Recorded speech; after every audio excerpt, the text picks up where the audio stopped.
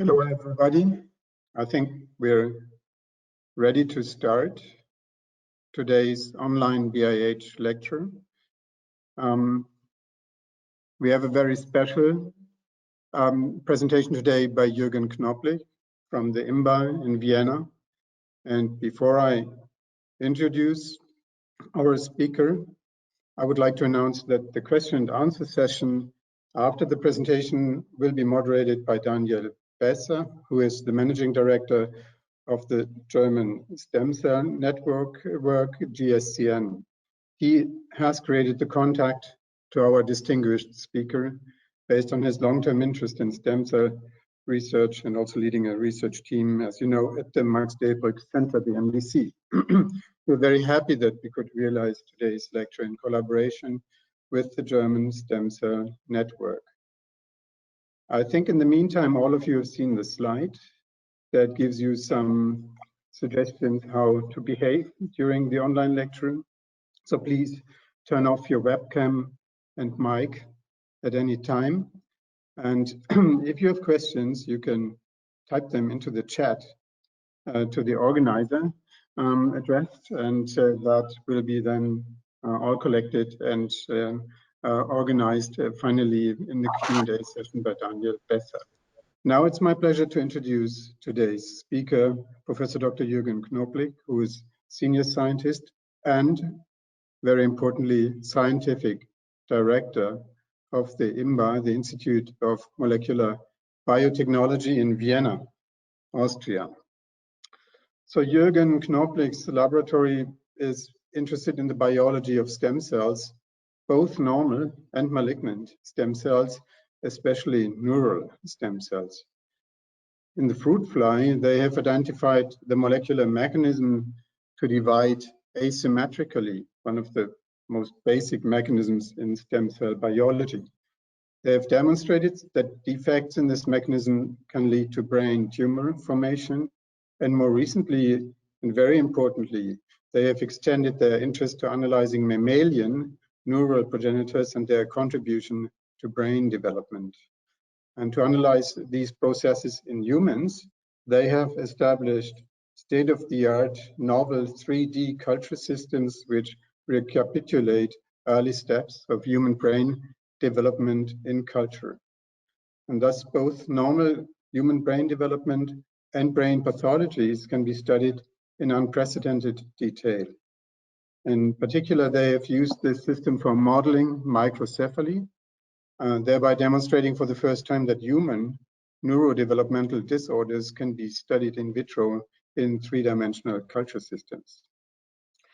How comes that he covers the entire spectrum of developmental biology from Drosophila to humans, including the developmental biology of human pathologies? Jürgen Knoblich started his scientific career as a graduate student at the Max Planck Institute in Tübingen, where he worked on cell cycle control in Drosophila under the guidance of Christian Lehner and Nobel laureate Christiane Nüsslein-Volhard. In 1994, he moved to San Francisco to join the laboratory of Yu Nang and Lili Jan, where he demonstrated his interest in asymmetric, where he discovered his basic interest in asymmetric cell division, and a topic that has remained at the heart of his work ever since. In 1997, he returned to Europe to become a group leader at the Institute of Molecular Biotechnology, the IMP in Vienna.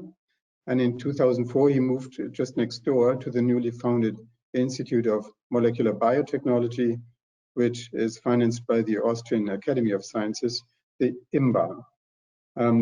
The IMBA, I think also for us at the BIH, is a role model of a highly successful, agile research institute. And I think we have also many other reasons next to the science that we will hear about today to exchange deeply with Jürgen Knoblich and the colleagues surrounding him.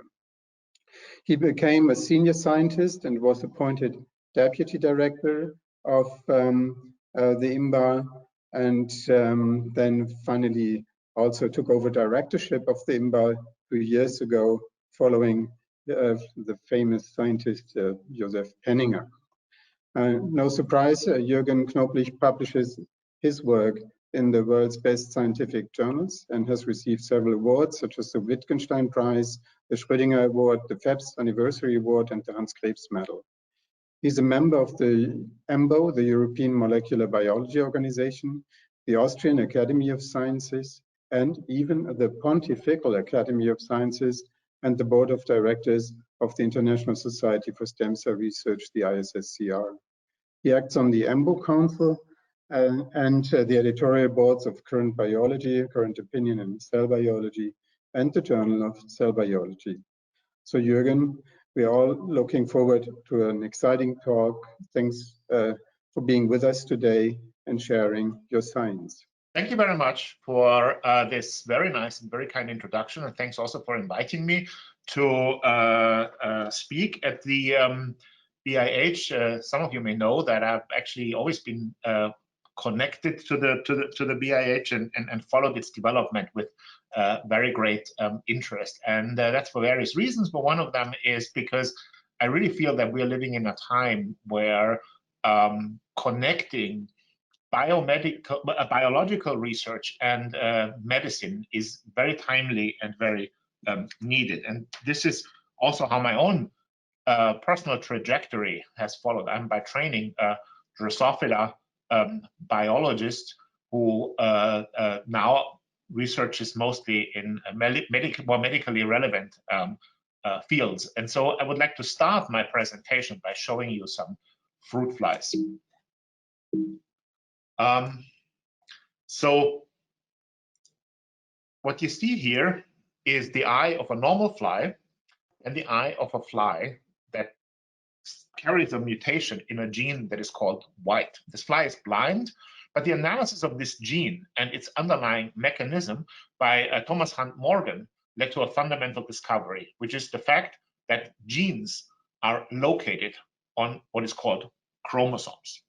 Here's another fly that was discovered by Ed Lewis, called bithorax, and this led to the discovery of the Hox code, which is the basic principle of how positional identity in our body is specified. So the analysis of animals that carry mutations in particular genes has told us many of the basic principles of biology. And this approach was taken to its extreme by Christiane Nüsslein-Volhard and Eric Wieschaus, who developed a method that's called saturation mutagenesis, which is basically the creation of loss of function mutants, their phenotypic analysis, and their use for discovering basic biological processes. And this screen basically told us everything that we know about the principles of development. More recently, these screens are done in a genome-wide manner, and my own lab has a tradition in this, together with Barry Dixon, who generated a genome-wide library for doing loss of function analysis by RNAi in Drosophila. We were the first ones to actually carry out such a screen. So the loss of function, systematic loss of function analysis has told us many of the key principles of biology. But actually the largest genetic screen that has ever been going on is the analysis of human disease and the associated genetic undertone. But unfortunately, using human disease to understand biological pathways with the goal of bringing it back to the patients so far has not been possible. And what I would like to do in my lecture today is that we've recently generated tools and methodology that allows us to take this approach towards understanding the one organ that I consider the most fascinating and most complex one that exists in nature, which is the human brain. And so before I start, I have to give you a little bit of background on how the mammalian brain is formed. So our brain develops from a neuroepithelium that lines a liquid-filled cavity, which is called the lateral ventricle. All the different cell types in this epithelium are arranged in a layer-type fashion. So here on the basal side is the cortical plate, which contains the neurons that send out their axons. And here on the apical side is the so-called ventricular zone. And this is where the stem and progenitor cells reside. And these progenitors initially expand through symmetric division, and then they generate neurons through asymmetric division, where they generate one cell that remains a progenitor and another cell that after a few transit amplifying divisions, generates one or more neurons. Now, essentially, all of this was found in rodent models, rats and mice. And while these models have been absolutely fantastic in telling us some of the secrets of brain development, they have their limitations when it comes to analyzing neurodevelopmental disorders. So this is a patient who suffers from a very severe disease, microcephaly. The patient brain is severely reduced in size. The patient carries a mutation in NDE1, which is conserved all the way from yeast to humans. But when you make the corresponding mutation in a mouse, not very much happens. So although mice are fantastic for giving us insight into many basic principles of brain function, they reach their limit for certain neurodevelopmental disorders. And to overcome this problem, Madeleine Lancaster, when she was a postdoc in my lab, set out to develop an in vitro culture system that would allow us to recapitulate human brain development in cell culture, starting from iPS cells that we could generate from any individual patient. So the method is shown here. We start with pluripotent stem cells, which we dissociate, and then we take between 5,000 and 8,000 of those cells. We put them into a 96 well plate where they start to sink down.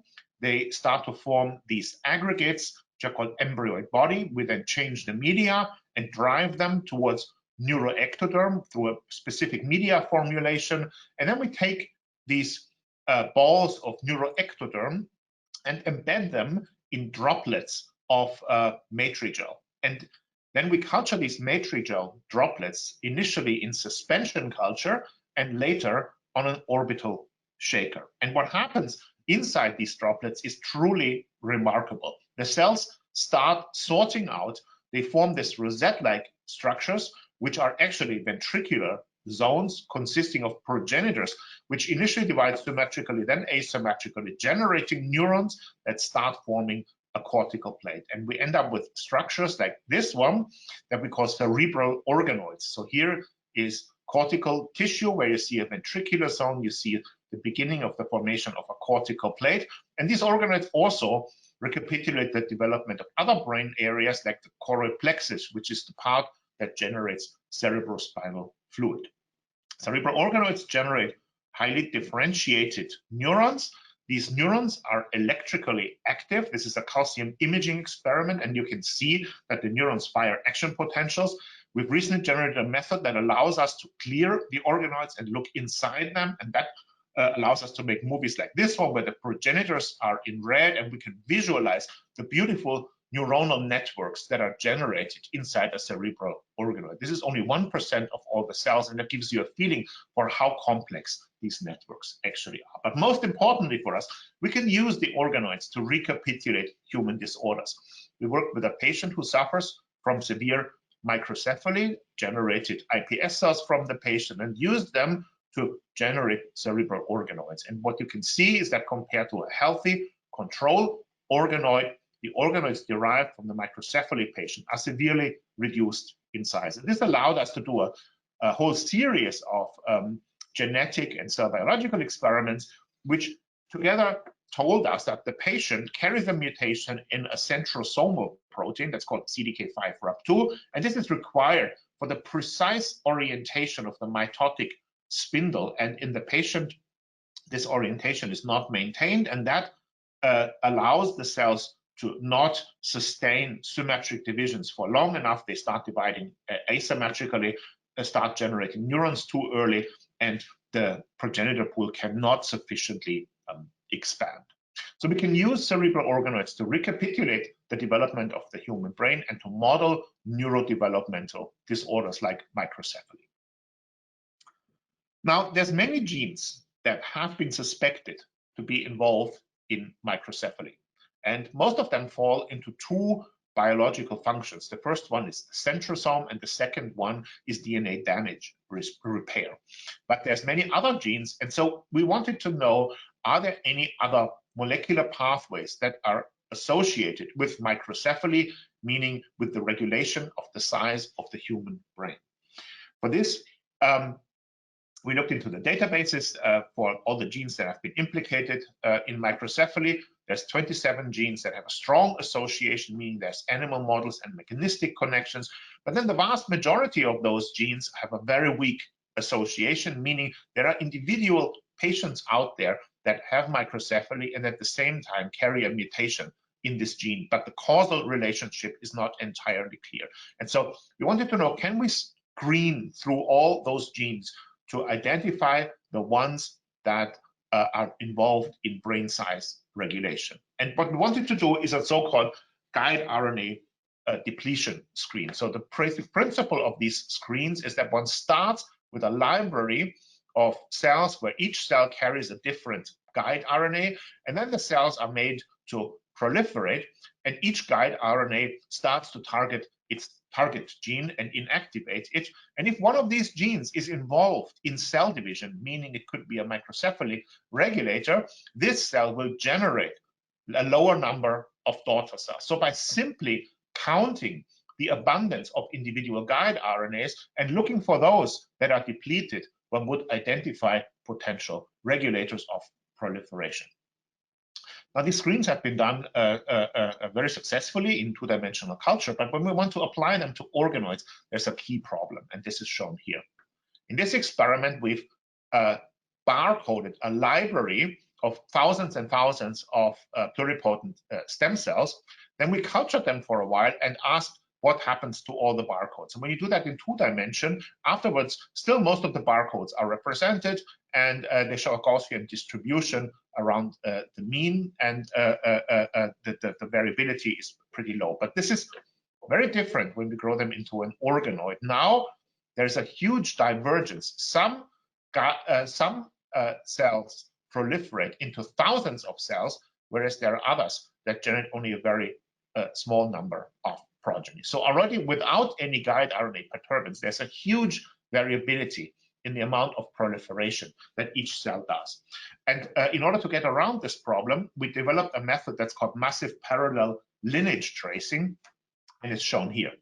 So in this method, we start the organoids with a pool of pluripotent stem cells where each cell carries an individual barcode. We then grow them into organoids, and then we carry out a PCR reaction across this barcode, and this PCR reaction will introduce another barcode, which we call the unique molecular identifier. So each of these DNA fragments has the unique molecular identifier and a lineage barcode. And by just simply counting how many unique molecular identifiers are there per lineage barcode, we can deduce the number of daughter cells that were generated from each and every individual starting cell.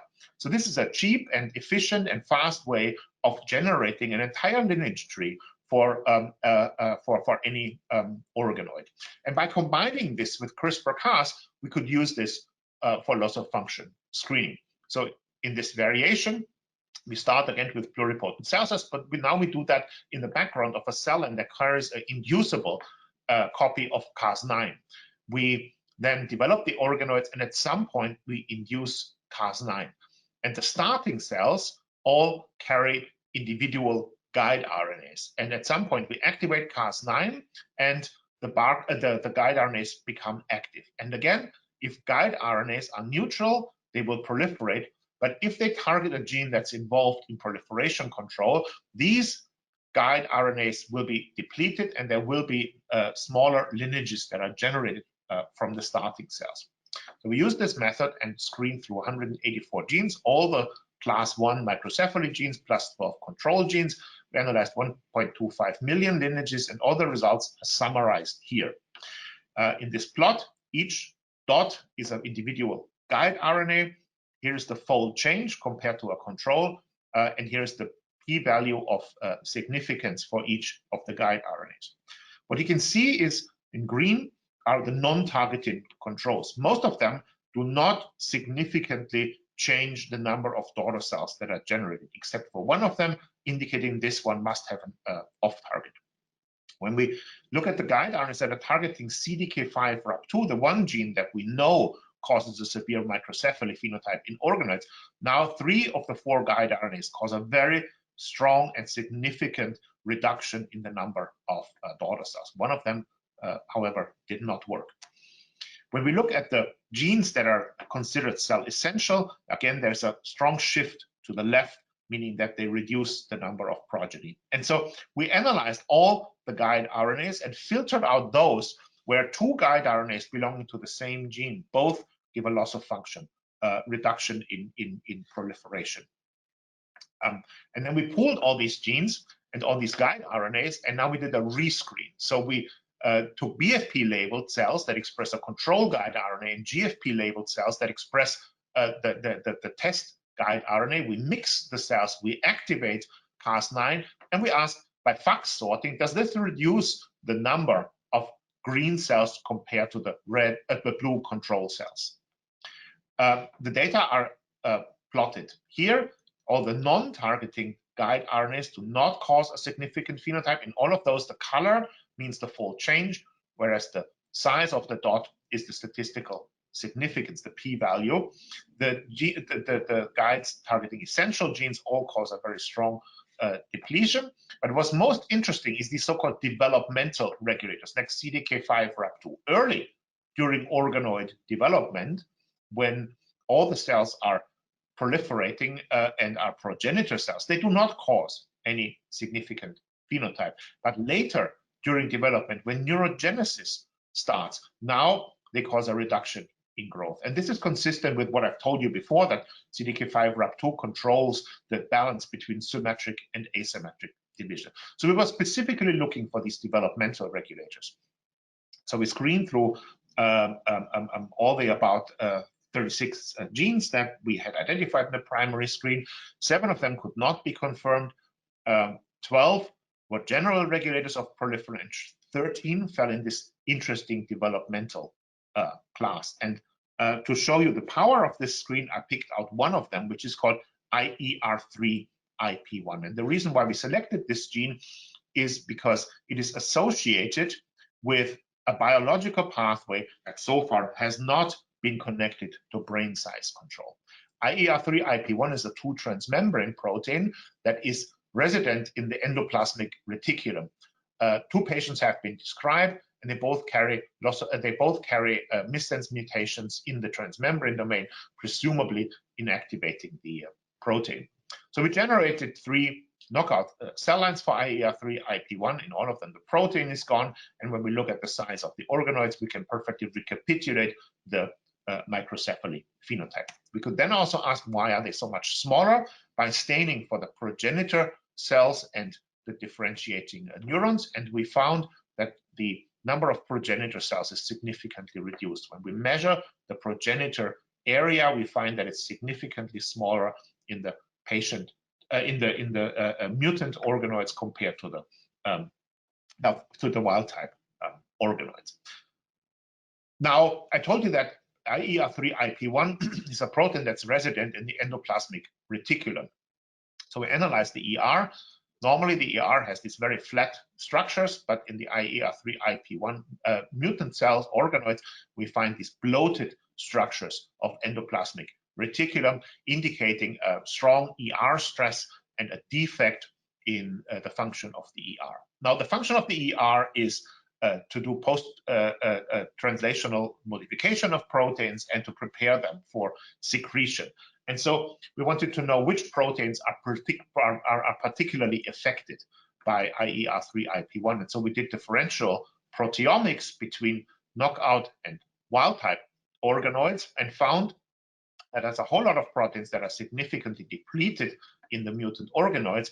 And most of them fall into one class of proteins, which are extracellular matrix. There's many collagens, there is fibronectin, there's vitronectin, and there are laminins in there. So when we stain normal organoids for laminin, we find that there's a very high abundance of extracellular matrix here where the differentiated neurons are, and the laminin levels are significantly reduced in the mutant organoids.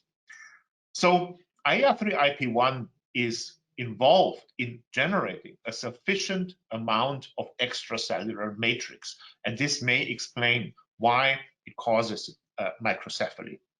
And how could it be doing this?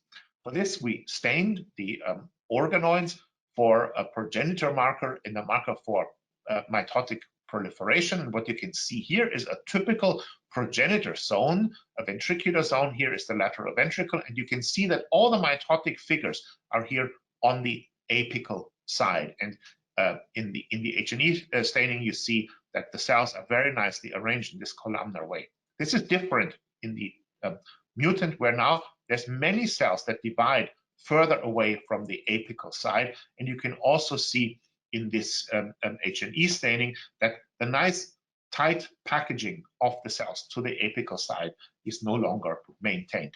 So our hypothesis is that extracellular matrix is required for the proper arrangement of the cells in the ventricular zone, and that premature loss from this zone causes their premature differentiation, and this explains the microcephaly phenotype. So to summarize this first part of my talk, I've shown you that we have developed a technology that we call CRISPR-Licht for lineage tracing at cellular resolution in heterogeneous tissue that allows us to do loss of function screening through sets of disease-relevant genes in complex human tissues. We've screened through microcephaly genes, identified 12 new regulators of brain size. I've shown you that IER3-IP1 is required for the production of extracellular matrix and for the apical localization of the dividing progenitor cells. And our idea is that IER3-IP1 mutations cause ER stress to induce premature differentiation in the brain. Now, the beauty of this method is that it can be applied to any type of organoid, and it can also be applied to any cell type. In the experiment that I've shown you, we have analyzed the entire organoid, but by putting GFP under a promoter that is specific for any cell type, you can use the method to analyze this specific cell type and the function of sets of genes in specific cell types. And we're currently actually combining the method with single-cell RNA-seq to take this to the next level. Now, so far, I've shown you that we can use organoids to screen through sets of disease-relevant genes. But what I would like to show you in the second part of my talk is that the analysis of human neurodevelopmental disorders can lead to fundamental insights about the human brain that make our brain different from that of rodents. And the disease that I would like to talk about is called tuberous sclerosis.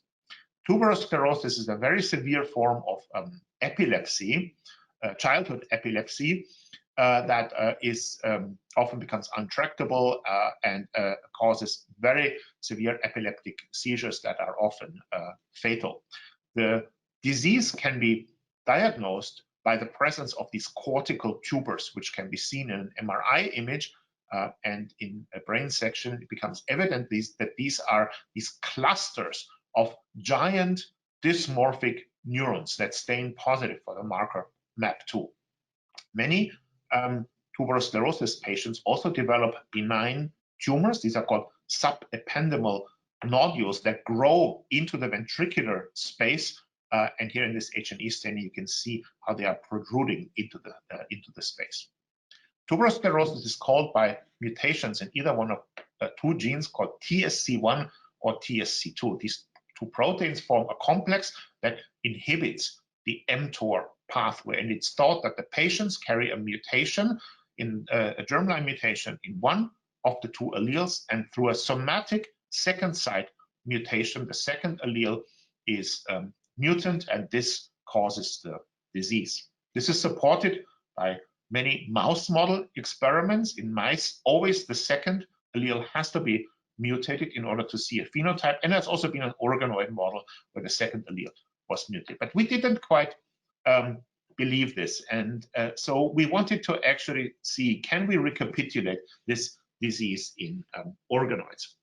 And this is really the work of Oliver Eichmiller, an extremely talented medical student in my lab, and he worked together with Nina Corsini, who is a research associate in my lab, and she also supervised the entire work. Now, together with the Vienna General Hospital, we recruited a cohort of patients that suffer from tuberous sclerosis. I will show you 2 patients, but we have more in our cohort. We were very lucky that the first patient was germline mosaic, meaning that by one reprogramming experiment, we could recover both control TSC2 wild type cells, but also heterozygous mutant cells. The second patient carries a germline mutation, so all the cells were heterozygous mutant, but we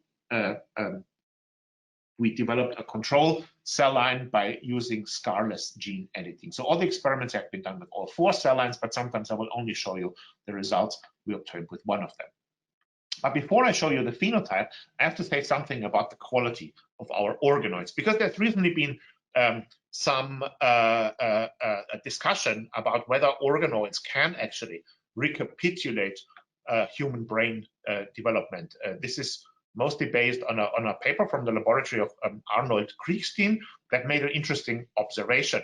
Basically, what they did was they did single cell analysis of primary human tissue and could show that the cells clearly fall into 2 categories, neurons and dividing progenitors. But in organoids, they found that this is different, that there are many cells that actually have these mixed identities. And so we wanted to know, do our organoids have this problem as well?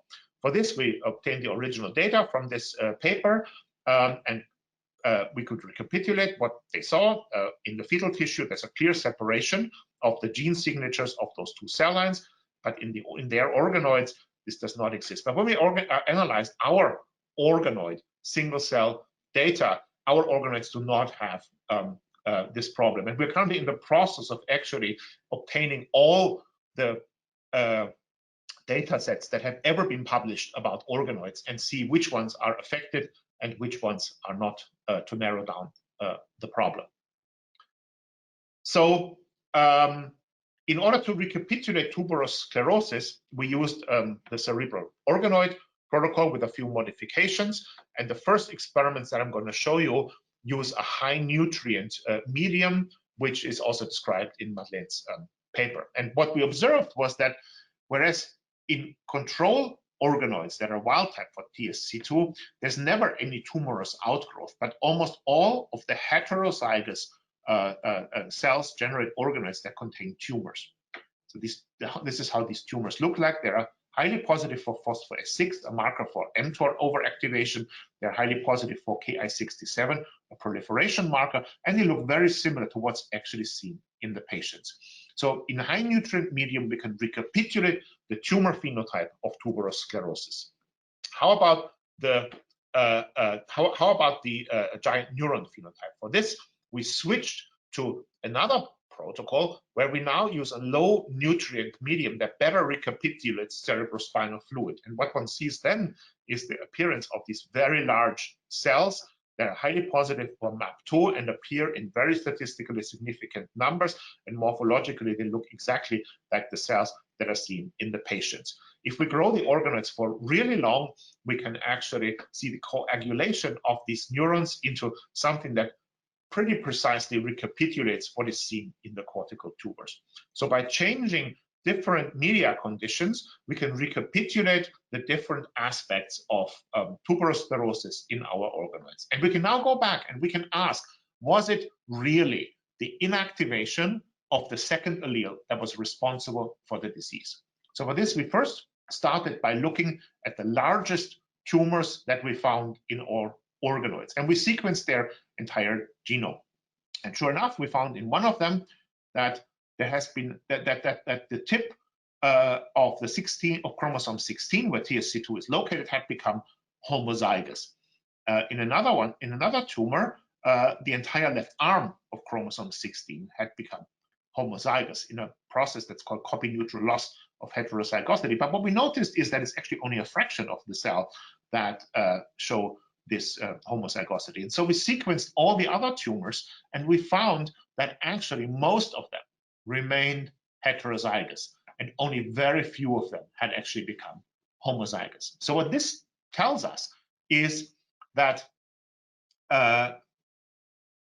homozygosity is not a prerequisite for tumor formation. Instead, it's a late consequence that only happens in very large tumors.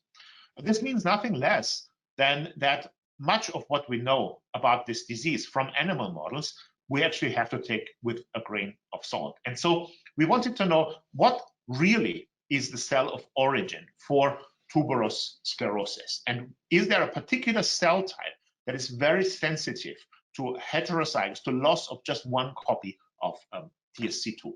And for this, we turned to what has become the magic bullet for organoid research, which is single cell transcriptomics. And so we dissected a number of TSC tumors and did single cell RNA seq and looked what cells are actually in those tumors. And that summarizes a lot of experiments. Here are the key markers. There are two markers that are of great interest. One of them is called DLX2, the other one is called DLX6, and that's expressed in almost all of the cells in the tumor. These markers are markers for the ventral, for the subpallial regions of the human brain. And for this, I have to give you a bit more background. So I told you before that the neurons arise from the ventricular zone where the progenitors are, but this is only true for a fraction of the neurons. Another very important population of neurons in the human brain arises from the so-called ganglionic eminences. These are on the ventral part of the cortex and generate neurons that migrate tangentially and integrate into the circuits of the human brain. And these interneurons are absolutely crucial for generating functional brain circuits. So the big surprise was TSC2 tumors are full of interneurons. And they can be subclassified into different classes of interneurons. Class number 1 is differentiated interneurons. Cluster number 2 are progenitors. And cluster number 3 are dividing progenitors. The dividing progenitors are positive for Ki67, and all the progenitor cell types are positive for the EGF receptor. And this will become very important later during my talk.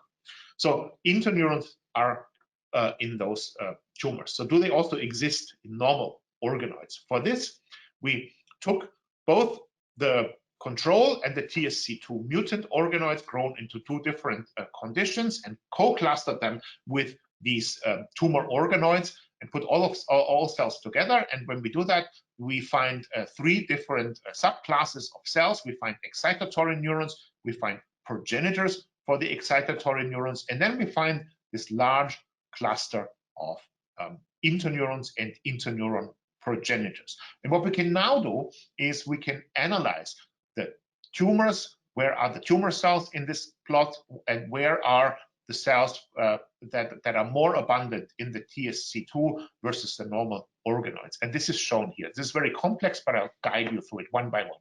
So here are the tumors, and what you can see is the tumor cells almost entirely are present in this interneuron clusters, and this is what I've shown you before. When we compare TSC2 to wild-type organoids under tumor-forming conditions, we also find that there's a higher abundance of these interneuron clusters in the TSC2 organoids.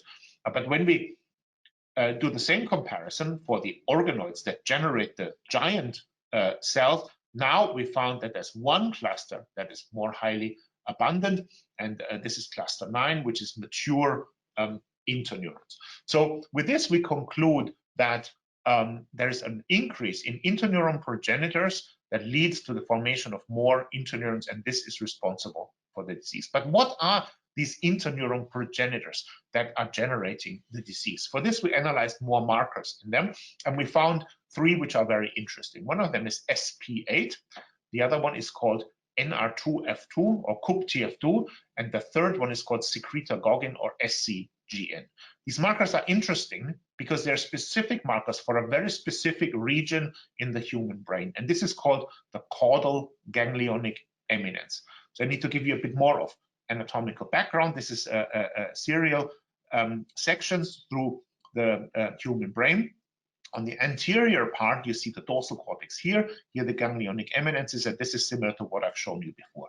If we move further posterior, these ganglionic eminences change in shape, and now they form a structure that is called the caudal ganglionic eminence. It is known that this caudal ganglionic eminence is the source of interneurons, and it is thought that proliferation happens during the early stages of gestation, but at some point it actually stops. And so we wanted to ask, are these interneuron progenitors that are generating the tumors, are they also present in the actual human brain? And for this, we co-clustered our data with data we took from the literature that were obtained from fetal tissues. This is a co-clustering of our progenitor cells together with progenitor cells taken from published human fetal brain data.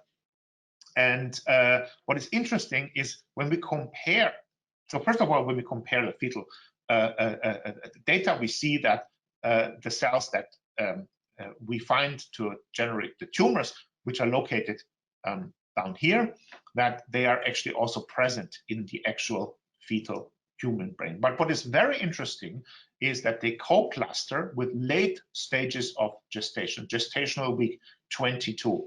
And at this stage, normally, proliferation and interneuron generation in the caudal ganglionic eminence was no longer thought to occur. So we call this new progenitor cell type that we've identified in the caudal ganglionic eminence caudal late interneuron progenitors, or the CLIP cells. Now, I told you before that the EGF receptor is a very good marker for these proliferating cells. And so in order to find whether the CLIP cells are really present and where they are in the organoids, we stained normal organoids and TSC2 patient-derived organoids for EGF receptor. And what you can see is that in the normal organoids, there's very few EGF receptor positive cells, but the tumor organoids are full of cells that express the EGF receptor. So the EGF receptor might be a good marker for these overproliferating cells. And we also used it to stain the actual tumors in the organoids. They're full for EGF receptor. They're also full for of CUP-TF2, which are marker for this caudal ganglionic eminence. And most importantly, when we stain patient-derived tumor tissue, that also highly expresses the EGF receptor. So the EGF receptor seems to be a very good and important marker for the CLIP cell-derived neurons. And that raises the question of whether EGF receptor signaling might actually be important for this overproliferation to happen. And so we developed a drug screening assay where we use control organoids or TSC patient-derived organoids and stain for phospho-S6 to actually identify tumor-like regions. And whereas in the control organoids, we never see them, in the patient-derived tissues, we almost always find these overproliferating regions. And so then we did an experiment where we let the tumors develop, and then we treat them with various drugs and ask, are there any drugs that can prevent or reduce tumor formation? First drug we used is called everolimus. This is actually the drug that has been used on the patients that we have been recruiting, and it's also the most common drug for tuberous sclerosis. Sure enough, when you treat the organoids with everolimus, now the tumors regress and are completely gone. But the same effect can also be obtained by treating with afatinib, which is an inhibitor of the EGF receptor.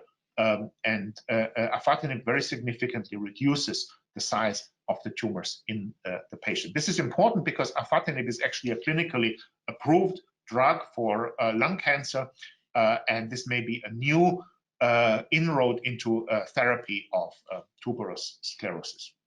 So we can use cerebral organoids to identify new signaling pathways that are implicated in particular diseases. So far I've shown you how the tumors are generated in the organoids, but what about the giant cells and the tubers? For this, we stained organoids that are grown under low nutrient conditions and generate these very large, giant MAP2 positive cells with various markers for the caudal ganglionic eminence.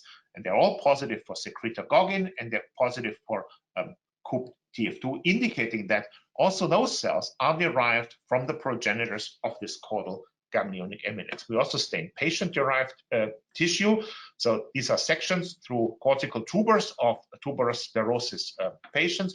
And what you can see is that these giant cells They stain positive for secretagoguin, but what's very important is there are these elongated cells which look like migrating interneurons that form these chains that are actually going into the regions that have these giant cells. And when we went back into the literature, there's been actually an additional MRI feature for tuberous sclerosis, which are these radial migration lines. And so our take on this is that the radial migration lines are chains of migrating interneurons that are derived from the subependymal tumors and will later form these tubers that are responsible for the disease.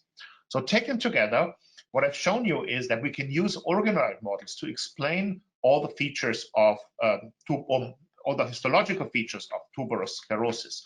Our hypothesis is that the subependymal tumors are over-proliferating cells from the caudal ganglionic eminence, and based on their marker expression, we call them the clip cells.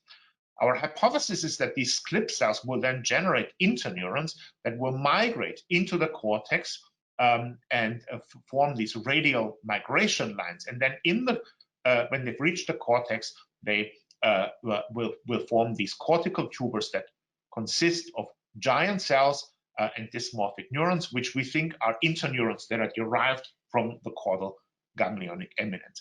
And in comparison with mouse neurogenesis, where caudal ganglionic, where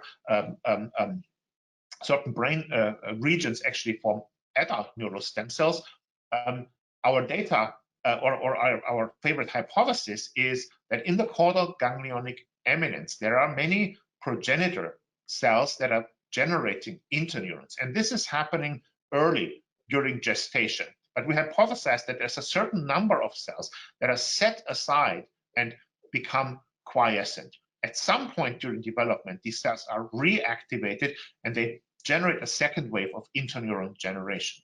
But this quiescence requires low mTOR signaling, and in the patients that suffer from TSC2 mutations, this quiescence does not work, and the cells over-proliferate and they form giant cells and dysmorphic neurons. Occasionally, the TSC2 mutant cells actually can lose the second allele, and this will generate tumors that are even larger. So I've shown you that we can use a human disease to identify certain processes that are specific to the human brain, and in the end arrive at signaling pathways that can be used to generate innovative therapies. But one question that remains is, what is actually the role of these clip cells, and what are these late interneurons that are actually generated from these cells? At the moment, we can only speculate about this, but one very attractive speculation is shown here. It has been shown in the lab of Arturo Alvarez-Buella that there's one feature that distinguishes the human brain from brains of most animals, and that is that after birth, the human prefrontal cortex is not complete.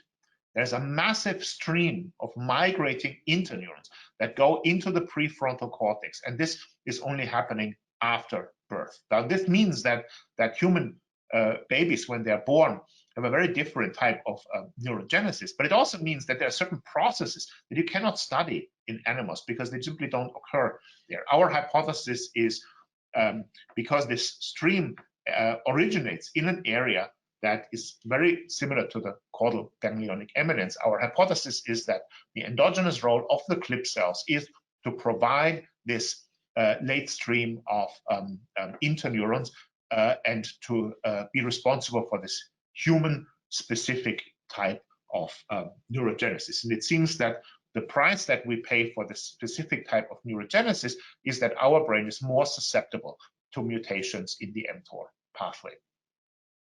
So with this, I would like to thank the people who have actually contributed to this work. The hero of this is Oliver Eichmüller, a medical student in my lab. He was supervised by Nina Corzini, who is a research associate in my lab and actually runs the lab together with me. The bioinformatics was all done by Abel Vertisi. Angela and Paul are technicians who helped with various aspects of this work. This is all a collaboration with Martha Feucht at the Vienna Medical University, and it's a collaboration with Mercedes Paredes at UCSF, who was the one who identified this human-specific type of late interneuron generation. The screening work was done by Christopher Esk, a postdoc in my lab, and by a graduate student, Dominik Lindenhofer. And here much of the bioinformatics work was done in collaboration with a bioinformatician, Arndt van Heijseler. I would like to acknowledge Madeleine, who developed the system when she was in my lab. These are the organizations that fund our work, and I want to thank you for your attention. Okay. Thank you very much, Jürgen, for an exciting lecture. It's always a pleasure to hear your new data and your research. You always come up with fascinating stuff. There is a question from the audience. It says, during the quality control of the organoids, why do you think your organoids did not have the problem of mixture of neurons and progenitor cells? But the paper you were referring to had that problem, or had that question. Yeah. So I think I put that slide in because there is really a very vigorous ongoing discussion. There have been several newspaper articles that said, well, organoids don't work or something like this, right? So I just, but what I showed was only a very, very tiny fraction of the large data set that we have generated. And we have narrowed down the problem that exists. So basically, what we can do is we can show that these mixed cell types are actually a special population that exists in some organoids, but not in the actual fetal brain, and that even that through a particular signature, a gene expression signature, we can identify all those cells and we can remove them from the analysis, and so we can clean up any organoid data set. But what we can also do is we can use this to assign a quality to every organoid that's out there. And we have done that. We're in the process of doing that. And it seems the vast majority of all organoid experiments that have been generated are actually very low in this number of damaged cells. And this particular paper is really an outlier where there is a higher fraction of them. Why that is, I cannot really say yet. Okay. What I can say is that at the same time, I think one has to say that, you know, a certain degree of metabolic stress is a hallmark of all cultured cells. It's just inevitable that cells in cell culture are not the exact same as cells in a real organism. And I think that's just something we all need to keep in mind. In the end, we always need to verify our conclusions from organoids in actual real fetal tissue.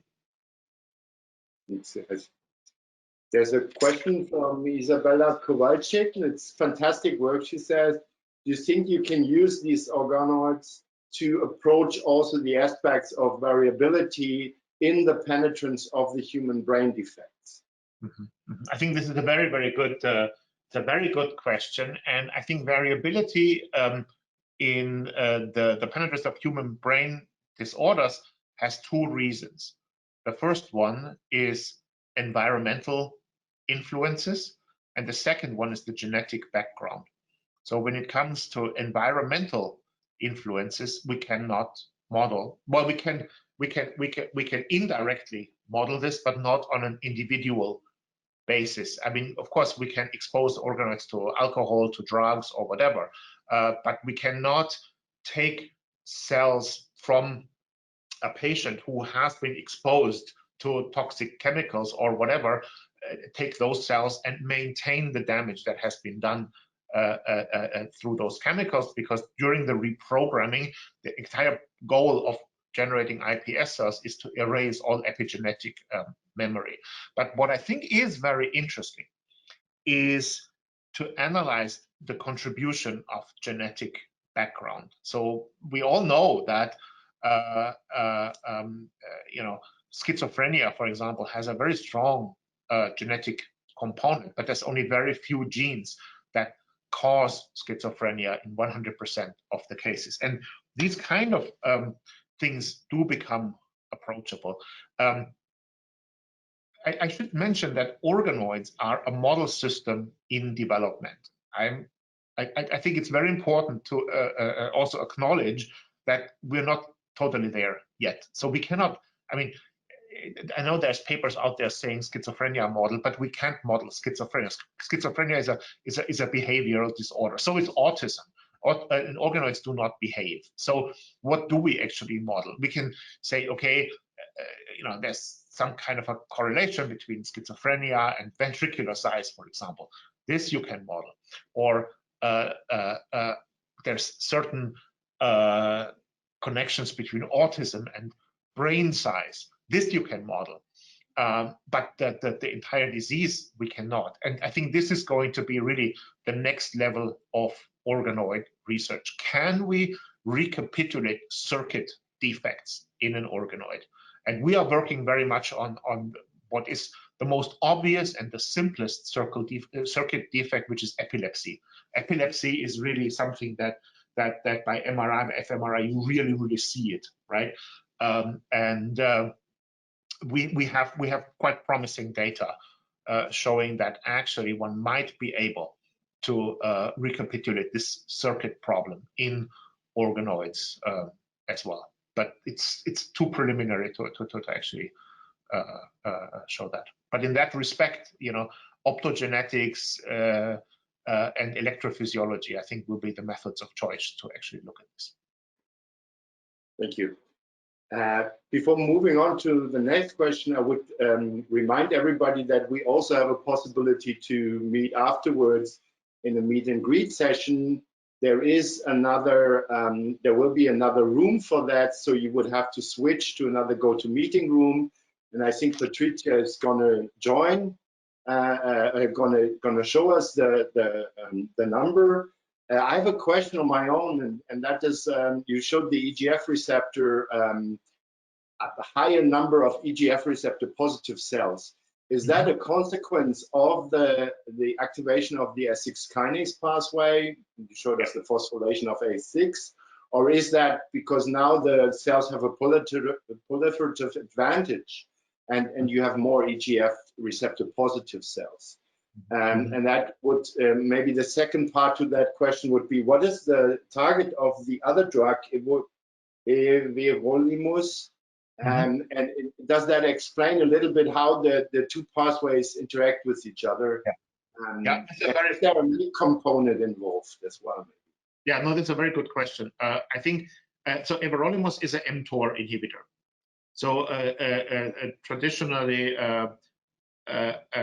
tuberous sclerosis was actually treated with rapamycin, but that has huge side effects. So everolimus is the next generation compounds. The problem is that a lot of patients become resistant to everolimus, and so there's a very strong medical need for developing innovative therapies. Now, you were asking what so we have a lot more single cell data on this that also form the basis for this proliferation and quiescence model that I was actually showing. So what we can actually show is that in tuberous, in the TSC patients, the entire population of these clip cells shifts from, so there's quiescent clip cells, there's primed clip cells, there is actively proliferating clip cells, then there is immature neurons and there's mature neurons. So there's a real trajectory going from one to the other. And what is happening in tuberous sclerosis is that these quiescent cells, they are very strongly reduced. And instead there's many more proliferating cells, and they also then generate a lot more interneurons. So the hypothesis is that somehow in the healthy brain, these cells need to become quiescent at some point, and this quiescence that does not work when there's too much mTOR signaling. And the EGF, the role of the EGF receptor, we do not quite know, but I think it is so probably mTOR signaling is or the downregulation of mTOR signaling is required for quiescence. EGF receptor is then required for activation, and so the two are antagonistic. And by inhibiting the EGF receptor, we can prevent this overactivation of the cell. So we feel that mTOR is upstream, EGF receptor is downstream. But this also, I mean, we're currently developing methods to actually culture these clip cells, because you've seen one of the things that's holding us back is that every time you want to do an experiment like this, you need to wait 120 days. And that's not compatible with the timeline of a PhD student.